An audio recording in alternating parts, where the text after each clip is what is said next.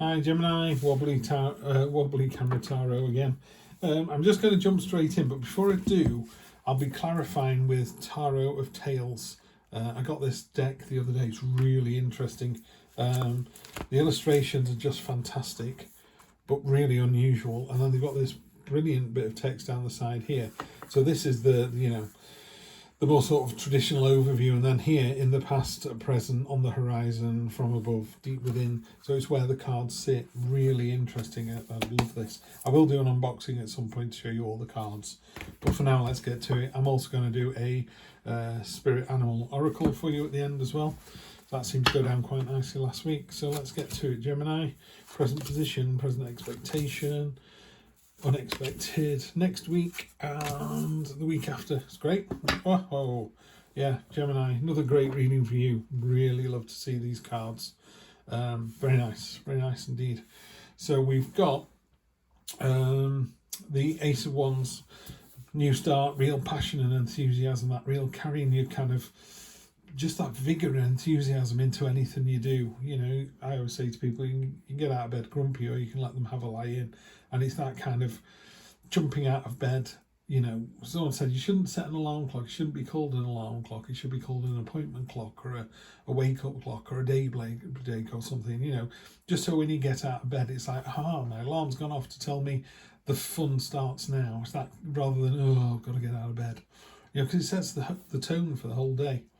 I always get out of bed regardless of time. I'm not great at getting up at the same time every day. Well, the first thing I do is make the bed, make it look like hotel finish. And then I've read that somewhere, some guy on YouTube, I think some soldier, colonel or whatever, he said, if you do that one task first, he said, before you do anything else in the morning, you've already successfully completed one task. So it frames the day. It's like, there you go, you've already, 1-0 before you've even got out of the bedroom. Love that. So I do that every day. So yeah, got to start with real passion and enthusiasm, particularly if it's any creative endeavour. That's going to be really well placed. One of my favourite cards in the True Black deck, the Page of Swords. He's cutting through the nonsense, the red tape, and it's released this bramble was trying to hold him back, and he's actually rising up off the ground. He's like chopped it away. But these berries here, these are the fruits of success.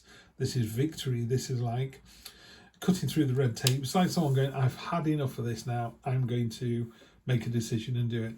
You know, there's a group of friends who are all going, what should we do today? Where should we go? This person stands up and goes, we're going to the beach. Come on, everyone in the cars now. You're like, wow, that's us told. It's real. And you go and have your best day ever. Again, passion, enthusiasm, vigour, momentum. Enough of the red tape. Let's do this. Present expectation is you've got that kind of, you're questioning everything a little bit all the time. With the moon card, there's that sort of, what should I do now? The card, is beautifully illustrated. This hand here is actually exactly the same hand as the one down there. So she's pointing through this water, and it's revealing this crescent moon. Look at all this water pouring through here, this waterfall. That's untapped power. That's power you don't even know you have. All that potential that's just pouring through you at the minute. And you just want to embrace it and own it, really own it. And the unexpected, this is definitely a card of ownership. This is the 8 of Pentacles. This is a card of diligence and craftsmanship, and just, people go, wow, you really smashed it at work today, or in the relationship, you're just owning it. I don't want to bang on too much about myself or my own home life, but just recently my partner had quite a busy week. So I, in inverted commas, stepped up, so I took the kids to school, tidied the house a bit more than I normally would, got some meals on the table, but just kind of, when someone goes, I'm going to be really busy this week, your other half should go, no problem, I've got this. She was telling me that some of the other halves were kind of going, really? Well, who's going to, take the kids to school? Who's going to feed them? Who's going to get the ironing done? And I'm not saying pink and blue jobs. That's not what I'm saying at all. Sometimes people need to step up and be seen to do that, and are rewarded for that as well. This is very much a card of you being seen for how good you are. My wife said yesterday, thanks very much for the last couple of days, you've been brilliant. I just went, yeah, no problem, because it's a seesaw thing. Some days I'm going to need her more than she needs me, and vice versa. And this is a card of really, just a card of smashing it this week. But because it's in the unexpected position, I don't think you realise how good you are. Try and put yourself in the third person. There's someone I work with and they are this tall and they do this kind of job and nothing's too much trouble. They're amazing. That's you, that is. Yeah. And next week is all about finding the balance. Temperance is walking the tightrope. Test the tightrope before you step out onto it. Get your balance and then just set off and do it. This is a card of harmony, balance, diplomacy, finding the commonalities, finding the middle ground. And then the next sort of 1, 2, 3 weeks, just be careful with this card. Not a big fan of the Four of Pentacles, the hoarding card. Life's passing you by. You're sort of holding on to what you've got. That could be holding on to a way of thinking. It could be holding on to a 5 out of 10 job because, a job's a job after all and it pays the bills. It's like you're not supposed to live a 5 out of 10 life. Although, some people are living a 1 out of 10 life. So maybe 5 out of 10 is good. But there's no reason why we shouldn't want and accept and drive for a 9 out of 10 life, I would say. So let's see what we've got here. I'm just going to put all these cards out first. Best card in the deck, as you all know. We've got the Magician. So, present position, knocking it out of the park. You're completely in charge. Master manipulator. Love, love, love to see that card. 7 of Cups.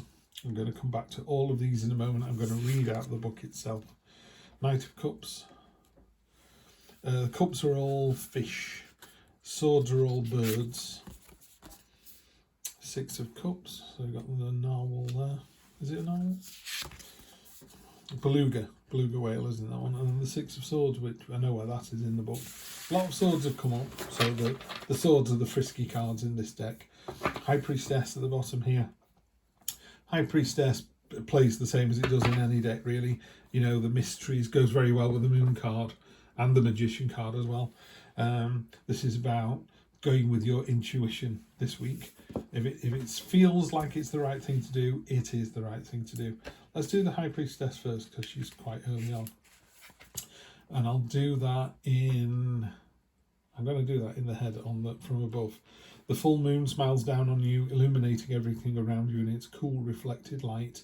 You smile back, gazing up through a perfectly clear sky, and begin to arrange stones in a circle, defining a sacred space for your work. And then the Magician, we're going to do in the present. You're hard at work conjuring the life you desire from materials you have on hand.